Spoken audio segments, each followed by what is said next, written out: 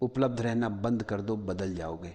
मनुष्य का सबसे बड़ा भ्रम यही है कि जितना वह दूसरों के लिए उपलब्ध रहेगा उतना वह मूल्यवान बन जाएगा।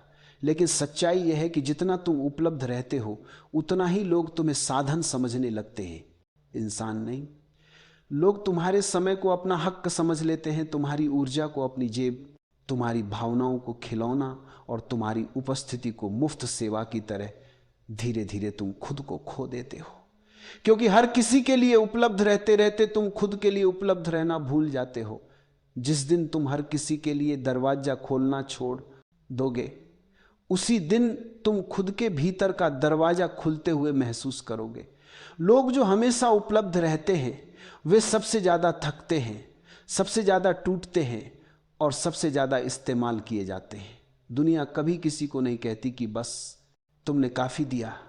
दुनिया लेने में थकती नहीं, इंसान देने में थक जाता है। और जब तुम हर किसी को हां कहते हो, तुम अपनी आत्मा से ना कह रहे होते हो। उपलब्ध रहना धीरे धीरे तुम्हारी पहचान मिटा देता है, तुम्हारी सीमाएं खत्म कर देता है और तुम्हारा महत्व कम कर देता है। क्योंकि दुनिया वही चीज गंभीरता से लेती है जो दुर्लभ हो, जो हर समय उपलब्ध हो। वो धीरे धीरे लोगों की प्राथमिकता से भी हट जाता है। तुम सोचते हो कि उपलब्ध रहकर लोग तुम्हें पसंद करेंगे, लेकिन सच उल्टा है। बहुत ज्यादा उपलब्ध रहो, लोग तुम्हें हल्का समझने लगते हैं। जितनी आसानी से तुम मिल जाते हो उतनी ही आसानी से लोग तुम्हें भुला देते हैं। उपलब्ध रहने का नशा बड़ा खतरनाक है।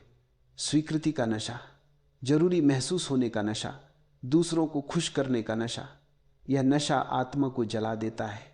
तुम सबके लिए खड़े रहते हो, लेकिन जब तुम्हें सहारे की जरूरत होती है तुम्हारे आसपास कोई नहीं दिखता, क्योंकि दुनिया मान लेती है कि उपलब्ध रहने वाला व्यक्ति खुद संभल जाएगा। और तुम अंदर ही अंदर टूटते रहते हो, क्योंकि तुमने कभी ना कहना सीखा ही नहीं। ना कमजोरी नहीं है, ना सीमा है, ना दीवार है जो तुम्हारी ऊर्जा की रक्षा करती है, ना वह शुद्ध शक्ति है जिससे तुम खुद को वापस पाते हो। जो व्यक्ति ना नहीं कह पाता वह दुनिया का भार उठाते उठाते खुद को भूल जाता है। जब तुम उपलब्ध रहना बंद करते हो तुम्हारी ऊर्जा वापस लौटती है, तुम्हारी उपस्थिति की कीमत बढ़ती है, तुम्हारी सीमाएं मजबूत होती हैं और तुम्हारी चुप्पी भी असर डालने लगती है। लोग समझने लगते हैं कि तुम्हारी उपस्थिति कोई मुफ्त वस्तु नहीं, वह एक आशीर्वाद है। उपलब्ध रहना बंद करना दुनिया से भागना नहीं है, ये खुद के सम्मान की शुरुआत है।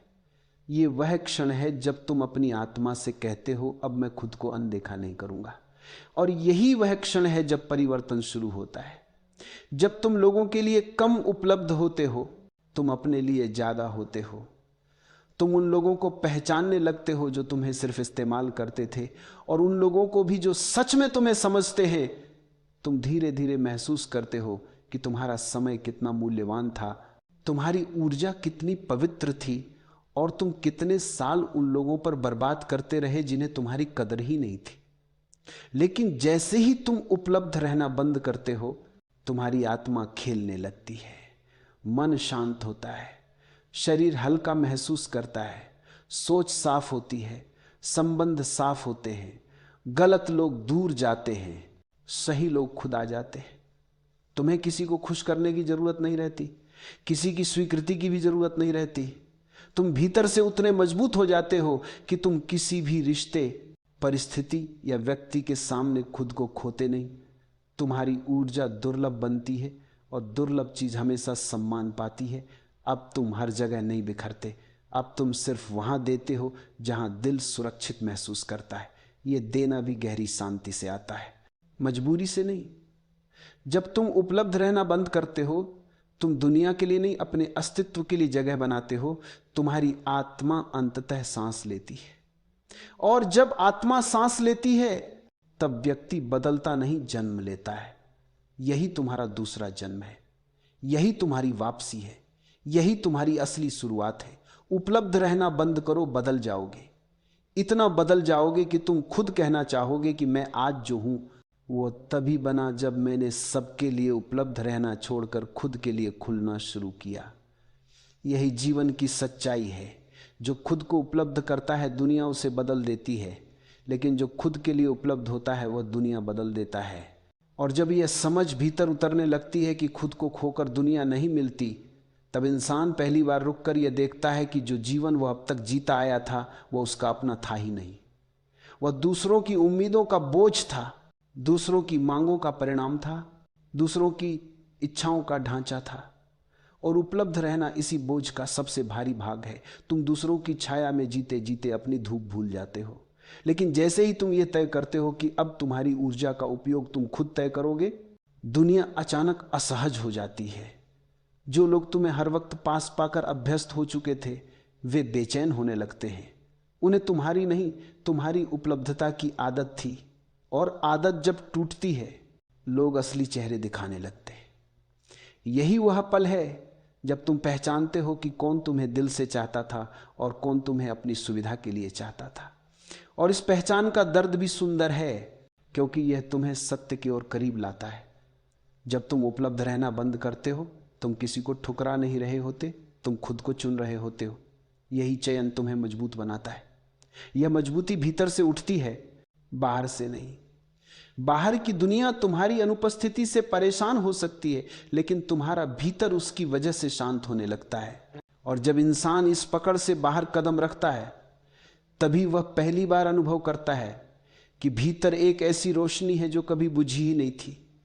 बाहर की दुनिया ने उसे धुंधला कर दिया था, लेकिन बुझाया नहीं था। बाहर के मोह ने आंखों पर आवरण डाल दिया था, लेकिन भीतर का सत्य हमेशा चुपचाप प्रतीक्षा करता रहा। यही प्रतीक्षा तुम्हें बुलाती रहती है, कभी हल्की सी बेचैनी बनकर, कभी गहरी खामोशी बनकर, कभी अचानक ये एहसास बनकर कि जितना भी बाहर भागो अंत में लौटना अंदर ही है। इस अंदर लौटने का मार्ग बहुत सरल है, लेकिन मन उसे कठिन बना देता है। मन कहता है कुछ और पालो, कुछ और हासिल कर लो, कोई और संबंध बना लो, कोई और मंजिल चुन लो। मन का यह कुछ और कभी खत्म नहीं होता, और इसी अनंत खोज में मनुष्य खुद को खो देता है। जब तक कुछ और की चाह है तब तक माया है, जब तक माया है तब तक मोह है, और जब तक मोह है तब तक मन अस्त व्यस्त रहेगा। मन का असली बोझ वस्तुओं से नहीं आता, बोझ इच्छाओं से आता है। इच्छा का वजन किसी पहाड़ से भी भारी होता है, क्योंकि यह मन की जड़ों में चिपक जाता है। एक बार यह जड़ पकड़ ले तो फिर व्यक्ति सांस लेते हुए भी भारी महसूस करता है, चलता हुआ भी थका महसूस करता है, और सब कुछ होते हुए भी खाली लगता है। उसी खालीपन को भरने के लिए मन और पकड़ बढ़ा देता है, और यही पकड़ धीरे धीरे दुख का रूप ले लेती है। दुख कभी बाहर से नहीं आता, दुख हमेशा पकड़ से आता है। पकड़ जितनी गहरी, दुख उतना गहरा। और जब पकड़ टूटती है तब दुख खुद गिर जाता है। जैसे हवा में उड़ा हुआ पत्ता बिना आवाज के जमीन पर गिर जाए। मोह को गिराने के लिए लड़ना नहीं पड़ता, समझना पड़ता है। जैसे बच्चे को यह समझ आ जाए कि खिलौना मिट्टी का है तो वह खुद छोड़ देता है। उसी तरह जब इंसान देख लेता है कि जिस चीज को वह जीवन मरण का प्रश्न बनाकर पकड़ रहा है वह अस्थाई है, नश्वर है, बदलने योग्य है, तो पकड़ स्वतः ढीली होने लगती है। यह ढीलापन ही मुक्ति की पहली सांस है। इस सांस को महसूस करो। यह वही सांस है जो तुमने जन्म के क्षण ली थी, एकदम स्वच्छ, एकदम हल्की, एकदम स्वतंत्र। बाद में दुनिया ने उस पर परतें चढ़ा दी, इच्छाओं की परत, डर की परत, समाज के नाम की परत, पहचान की परत, जीत हार की परत। इन परतों के नीचे तुम दबते गए, घिरते गए, उलझते गए, और एक दिन अचानक तुम्हें लगा कि तुम भूल गए हो कि तुम कौन थे। लेकिन सत्य यह है कि तुम कभी नहीं भूले थे, तुम्हें बस याद दिलाना था। ये याद दिलाने की प्रक्रिया ही मुक्ति है। मुक्ति किसी पर्वत की चोटी नहीं, ये मन की सफाई है। जैसे धूल भरी खिड़की साफ करते ही बाहर का आकाश साफ दिखने लगता है। आकाश पहले से बदला नहीं था, सिर्फ खिड़की साफ हुई थी। उसी तरह जब अंदर की धूल हटती है तब तुम दुनिया को पहली बार वास्तविक रूप में देखते हो। दुनिया वही रहती है, लेकिन देखने वाला बदल जाता है, और दुनिया देखने वाले की आंखों से ही बनती है। यदि देखने की आंख में मोह है तो हर वस्तु बंधन बनेगी। यदि देखने की आंख में जागृति है तो हर वस्तु स्वतंत्रता बन जाएगी। यह जागृति कोई अचानक बिजली की तरह नहीं आती, यह धीरे धीरे मन की परतों को हटाते हुए भीतर उतरती जाती है। कभी एक छोटी घटना, कभी एक हल्की सी पीड़ा, कभी एक शांत शाम, कभी ध्यान का एक गहरा पल, कुछ भी इस जागृति का द्वार बन सकता है। लेकिन द्वार तभी खुलता है जब तुम तैयार हो। तैयारी का अर्थ है भीतर ठहरना, रुकना, देखना। मन हमेशा भागता है लेकिन चेतना हमेशा रुकती है। जब तुम रुकते हो तब तुम देख पाते हो कि मन कैसे दौड़ता है, इच्छाएं कैसे छलांग लगाती हैं, भय कैसे छुप कर आता है और मोह कैसे हुक लगाकर पकड़ लेता है। यह देखना ही मुक्ति की जड़ है। जब देखने की क्षमता बढ़ जाती है तब मन कमजोर हो जाता है। मन तभी मजबूत रहता है जब तुम उससे पहचान बनाए रखते हो। जैसे ही पहचान छूटने लगती है मन घुलने लगता है, और जब मन घुलता है तब तुम हल्के हो जाते हो, इतने हल्के कि तुम अपनी ही उपस्थिति से चकित हो जाते हो। यही हल्कापन आजादी है, यही हल्कापन सत्य है, यही हल्कापन वह द्वार है जिसके पार न मोह बचता है न माया। जब व्यक्ति इस द्वार को पार कर लेता है तो वह बिना किसी चीज को छोड़े हुए भी मुक्त हो जाता है। उसके पास सब कुछ होता है लेकिन कुछ भी उसे बांध नहीं पाता। वह लोगों से प्रेम करता है लेकिन लोगों पर निर्भर नहीं रहता। वह चीजों का उपयोग करता है लेकिन चीजें उसे उपयोग नहीं करती। वह संबंधों को निभाता है लेकिन संबंध उसकी ऊर्जा नहीं चूसते। वह दुनिया में रहता है लेकिन दुनिया उसके भीतर नहीं रहती। यही कला जीवन की अंतिम कला है। दुनिया में रहो लेकिन दुनिया के मालिक मत बनो। चीजें साथ रखो लेकिन उन्हें अपना मत बनाओ। लोगों से जुड़ो लेकिन पकड़ मत बनाओ।